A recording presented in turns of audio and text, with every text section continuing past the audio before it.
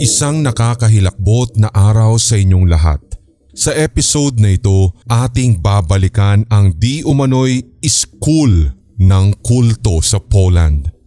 Ano nga ba ang mga dinanas na mga naging estudyante nito bago tuluyang ma-shutdown noong 2011? Tunay nga bang naganap o pawang paninira lamang? Panoorin. Ako po si Red at ito ang Haunted History. Nagbukas ang Elan School noong 1970 sa ideya ni Dr. Gerald Davidson, isang child psychiatrist na nooy nagtatrabaho sa Massachusetts General Hospital. Katuwang ni Davidson si Joseph o Joe Ritchie na ayon sa ating source, dating heroin addict at hindi na mabilang kung ilang beses nang naglabas-masok sa mga treatment facility upang makarecover sa pagiging isang substance addict. Ironic man para sa ilan, subalit tila naging perfect combination ang dalawa upang mabuo o makabuo ng bagong bisyon sa pagpapatayo ng isang institusyon na maaaring maging last resort para sa mga teenagers na dumaraan sa behavioral problems. Subalit base sa isang blog site, originally, ang Elan School ay itinatag para maging pinakabagong rehabilitation option para sa mga nalulong sa bawal na gamot. Ayon sa saliksik ng Team Haunted History, nagkaisa sina Ritchie at Dr. Davidson upang pagsamahin ang kanilang mga kaalaman at expertise pagdating sa rehabilitation programs, gayong personal na naranasan din ito ni Ritchie, lalong-lalo ang mga masasabing karaniwang behavioral problems ng mga kabataan sa lugar. Isama pa ang ilang mabisang therapy na nagpabuti kay Ritchie kasabay ng pagbibigay ng edukasyon sa mga magiging estudyante. Yaman din lang at isang lecturer sa Harvard University si Dr. Davidson.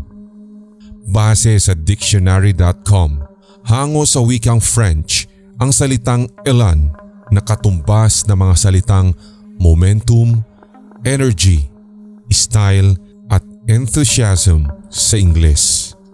Subalit, pabalat lamang pala ang ngalan ng naturang eskwelahan taliwas sa nakatagong adyenda ni Joe Ritchie na bukod sa pera, karahasan at pang-aabuso pala ang nais. Dagdag pa rito, ipinaliwanag ni Ritchie na ang Elan ay hindi isang tipikal na public school. Maaaring pinanghawakan rin ng mga magulang ang binitiwan nitong salita na, quote, "Their parents bring them here to succeed when everything else has failed," unquote. Sa datos, lumalabas na mga karamihan sa mga magulang na nagpasok sa kanilang mga anak sa programa ng Elan ay mga mayayaman, habang ang ilan ay kilalang personalidad sa kanilang lugar. Kung pagbabasehan ang mga lumabas na testimonya mula sa mga naglakas loob na magsalaysay at mga naging estudyante sa Elan, isinalarawan nila bilang hellhole ang kanilang naging karanasan sa pananatili sa naturang eskwelahan. Lumalabas sa mga karaniwan nilang salaysay, abusive at humiliating ang mga school administrators ng Elan na kung saan ilan nga sa kanila ay suppressed sa kalayaang magsalita kontra sa school habang ang ilan ay ina-isolate sa karamihan. Sa kabilang banda, may mga alumni ang Elan na naghayag na malaki ang naitulong ng ino-offer na unconventional treatment nito. Sa katunayan, naisalba pa nga daw ng programa ng Elan ang kanilang napapariwarang buhay dahil sa kakaibang method ng rehabilitation na meron ito. Subalit, mas maraming former students ang nagkaroon ng trauma magpasa hanggang ngayon kahit pa tuluyan nang naipasara ang sinasabing cult school. Simula ng unang mabuksan bilang private behavior modification program and boarding school, ayon sa saliksik ng Team Haunted History, confrontational or attack therapy ang isinasagawa ng institusyon na hango sa estilo ng Synanon, isang anti-drug organization. Upang mas maintindihan mga ka-haunted history, ang Synanon ay naitatag sa pangunguna ni Charles E. Dedrich noong 1958 sa Santa Monica, California, na kalaunan ay lumago at nakilala bilang Church of Synanon. Tulad ng naunang nabanggit, inilaan ng organisasyon ang kakaibang approach para sa mga nalulung sa ipinagbabawal na gamot. Subalit hindi nagtagal, nabuwag ang Church of Synanon makaraang ma-prosecute at ma-convict si Dedrich matapos mag-abduct ng isang babae sa kapersahang isinali sa kanilang grupo. Mas lalong napahaba ang sintensya ni Dedrich makaraang mangutos pa ng 2 lalaki na kanyang binayaran upang maglagay ng rattlesnake sa mailbox ng prosecutor. Nabuwag man o nawalan ng pinuno, ang mga galamay ng Church of Synanon ay nagpatuloy pa rin upang maipakilala ang kanilang sariling pamamaraan at programa para sa mga nalulung sa droga. At isa si Joe Ritchie sa mga sumailalim sa malupit na pamamaraang ito upang malagpasan lamang ang kanyang addiction sa heroin. Kalaunan ay kanya namang inapply sa mga naging estudyante ng Elan. Sa halos 4 na dekada ng operasyon nito, mas lalong dumami ang nakolektang testimonya ng mga naging estudyante kaugnay ng karahasan at hindi makataong trato sa mga umano'y troubled teenagers na pumasok sa Elan. Ayon sa saliksik ng Team Haunted History, ang mga estudyante mula grade 8 hanggang 12 ay hinahati sa 2 kampo. Para sa mga kabataang itinuturing na pang-aabuso ang kanilang inaalok na edukasyon, habang ang isa ay para sa mga kabataang naniniwala na ang inaalok ng eskwelahan ay karapat-dapat na rehabilitasyon sa kanilang hinaharap. Sa pahayag ni Ed Staffin, graduate ng Elan noong 1978, pinapasumpa muna sila ni Ritchie sa mga nakasalansa na Biblia at ilang beses na ipinapawika sa kanila na si Joe Ritchie ang magsasalba sa kanilang buhay.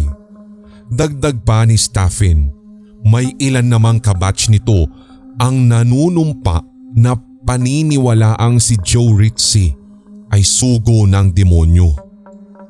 Si Matt Hoffman, isa sa mga pinakaunang pumasok sa Elan mula 1974 hanggang 1976, ay isinilarawan ang pamamaraan ng rehabilitasyon ni Ritchie bilang sadistic, brutal, violent, soul-eating hellhole. Ibukod pa ang pamamahiya sa mga ibang estudyanteng ayaw tanggapin ang approach na ipinipilit ni Ritchie kung kaya't na isa sa ilalim pa sa corporal punishment. Isinilarawan ni David Hirsch sa isang panayam na, quote, "You can check out but you can never leave," unquote, ang kanyang karanasan sa loob ng 21 buwan at 3 araw sa Elan noong mid-80s. Maraming umuudyok sa kanya na magsulat ng libro patungkol sa iba pa niyang karanasan, subalit mas makapagpapaalala po umano ito sa sugat na nilikha ng eskwelahan at hindi maganda para sa kanyang mental health. Isang anonymous Reddit user naman ang nagsabi na maraming ipinagbabawal ang Elan, katulad ng hindi pagpapahintulot na umabot hanggang 3 minuto o mahigit ang pag-shower ng mga estudyanteng nakaboard doon, o kahit ang magtagal sa loob ng CR ay bawal. Ang pagsusulat din ng liham na hindi alam ng paaralan, pakikipagkwentuhan sa mga staff members ng school at maging ang pagdungaw sa bintana ng eskwelahan ay mahigpit na ipinagbabawal. Sa oras na mahuling lumabag, madalas na isinasailalim ang mga ito sa parusa.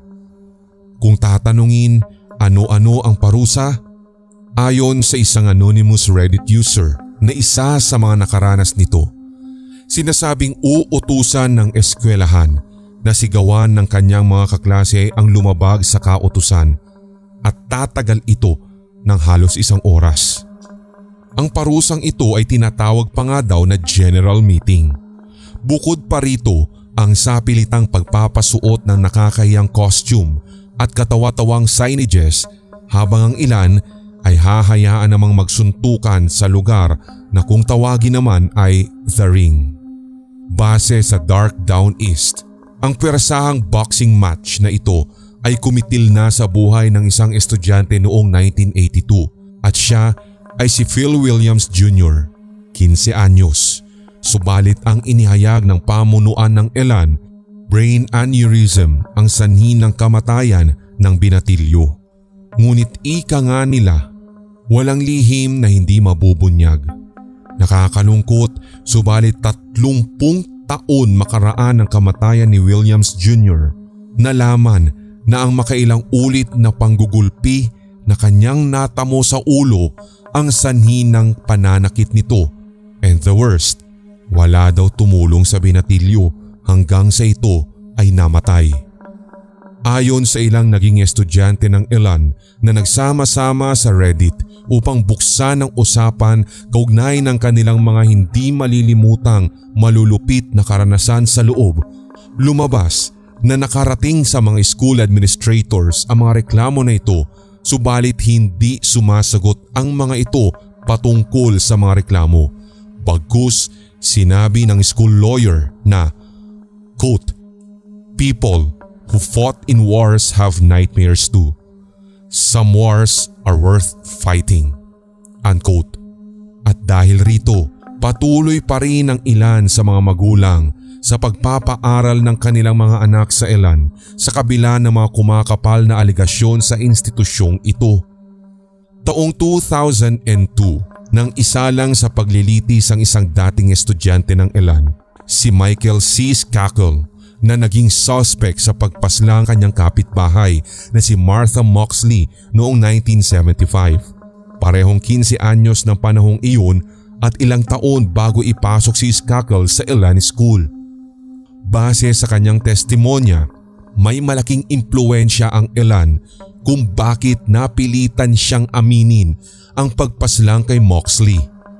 Ayon kay Skakel, ilang estudyante at faculty members ng Elan ang tumorture umano sa kanya para tuluyan o mapilitang mag-confess. Ilang dating estudyante rin ang naimbitahan upang mag-testify sa paglilitis na may kaugnayan naman sa kanilang naranasang pagmamalupit sa loob ng eskwelahan, kaya mas lalong napatotohanan ang mga karahasang nagaganap sa loob mismo ng tinaguriang cult school. Dumepensa naman si Ritzy sa mga aligasyon sa kapinabulaanan ng torture story ni Skakel na siya namang pinanindigan ng una hanggang sa kanyang kamatayan dahil sa lung cancer. Isang Reddit user naman ang nagpost 8 years ago patungkol sa kanyang karanasan sa loob ng eskwelahan at ayon sa post, isa siya sa mga maituturing na survivors ng Elan School at tinawag pang abusive cult boarding school ang naturang lugar bagamat hindi niya tinapos ang pag-aaral doon. 2005 nang siya ay pumasok rito at nag-stay hanggang taong 2008. Sa parehong post, idinetalya niya ang ilan sa mga masasabing hindi makataong pagtrato sa ibang estudyante rito, katulad ng persahang pakikilahok sa ritual na katulad ng nabanggit kanina ay tinatawag nilang general meeting. Dito, halos 60 babae at lalaking estudyante ang sabay-sabay daw nasisigaw sa mapipiling estudyante. Ang ilang pagkakataon na hahawakan pa umano ng 2 pang estudyante ang sinisigawan ng mga ito upang hindi makapalag at tuluyang tanggapin ang kanyang parusa. Ulos masasakit na salita ang inuusal ng mga sumisigaw para umano'y mapahiya ang kawawang estudyanteng nagkasala. Dagdag pa niya, kadalasan maging ang mga batang sumusunod naman sa rules ng school ay ginugulpi pa rin upang mapilitang manlaban, at ito ay ginagawa para umano sa kanyang kabutihan, at ito ay ayon pa sa panuntunan ng eskwelahan. Nalaman rin ng Team Haunted History na 7 p.m. to 11 p.m. nagsasagawa ng klase sa Elan. Hindi umano sila binibigyan ng homework at wala ring exams at projects. Tulad ng claim ng isa sa mga Reddit user na sinasabing isa rin sa mga survivor ng Elan, ang tanging ginagawa ng mga guro, lalong-lalo na kapag subject daw na mathematics, ay pagsosolvin muna sila ng buong page sa kanilang math book, at iyon ang nagsisilbing gawain sa isang araw. Ang 12 oras sa kanilang araw ay isinalarawan niyang constant conditioning and brainwashing. Sa umpisa ay hindi mo nga daw talaga makakayanan, pero habang nagtatagal, iyon nang makakasanayan sapagkat wala ka naman talagang pagpipilian. Hindi man naidetalye subalit lumalabas na nagkakaranggo ang sinumang estudyante kung malalagpasan ng prosesong ito, at kalaunan ay siya rin namang umanong hahawak sa responsibilidad upang mang-brainwash ng mga baguhang estudyante. Binubuo daw ito ng 2 grupo. Ayon sa claim ng isang Reddit user na nagpakilala bilang dating estudyante ng Elan, may tinatawag na strength and non-strength. Ang mga nasa non-strength ay pinagbabawalang magsalita o makipagkwentuhan man lang sa kahit na sino sa loob ng eskwelahan, at kailangang tiyagain daw ng mga ito ang 6 na buwan upang maabot at maipasok sa grupo ng mga strength. Bawal rin ang pagkuha ng video o larawan sa loob ng eskwelahan. Sinasala ng mga school administrators ang mga liham ng mga estudyante para sa kanilang mga magulang. Marami pa nga daw sa mga estudyante ang nakaranas na makailang ulit na ipinapa-revise ang kanilang mga sulat at kailangan umano silang magpasa pa ng mga draft bago payagang maipadala sa kanilang mga magulang ang kanilang mga liham. Nakamonitor rin umano ang halos lahat ng phone calls ng mga estudyante sa kanilang mga magulang at 15 minutes per week lamang ang allowed. May staff umano ng school na nasa kanilang tabi na kusang maghahang o magbababa ng tawag kung sumobra na ang haba ng oras ng pag-uusap ng mga magulang at kanilang mga anak sa loob ng eskwelahan. Bukod pa rito, ang mga estudyanteng wala pang 8 buwan o hindi pa nakakatanggap ng pagkilala sa grupo ng strength ay hindi pinapayagang tumanggap o sumulat ng kahit na anong liham mula sa kanilang mga magulang o kahit sino paman. Sa oras na mahuli, pupunitin umano sa harapan ng estudyante ang sulat na matatanggap ng eskwelahan para sa kanya. Sa mga nag-iisip ng pagre-rebelde o tuluyang isagawa ito, kailangan mo nga daw ihanda ang iyong sarili na maipatapon sa kung tawagin ay isolation room, at doon ay mananatili ng ilang buwan, matutulog sa maruming kama o hindi naman kaya'y malamig na sahig. Ibinida rin ng parehong Reddit user sa may kahabaang post na kailangang malikom mo ang hindi bababa sa 7 promotions bago makagraduate sa program ng Elan. Halos 3 buwan ang gugugulin ng isang estudyante upang marating ang kada promotion, subalit sa datos, 90% ng mga mag-aaral ang hindi na umaabot rito at ang karamihan ay hanggang 5th promotion lamang. Kailangan umanong hintayin ng mga hindi nakaabot sa hinihinging minimum number of promotion ang isang estudyante hanggang sa siya ay umabot ng 18 years old at doon ay pwede na siyang legal na umalis sa Elan. Ito umano ang magpapatunay sa kanyang sinabing effective brainwashing, sapagkat ang ibang estudyante imbes na umalis na lamang ay nananatili pa rin doon kahit 23 anyos na. At higit sa lahat, karamihan sa mga staff members na hinahire ng Elan ay mga mismong dating estudyante rito makaraan ng pag-graduate sa kanilang program. Ayon sa post, nakakabili ng mga BMW at kumikita ng 6 digits ang mga staff members ng Elan kahit na umano walang degree sa psychology o kahit education ang mga ito. In short, walang qualifications.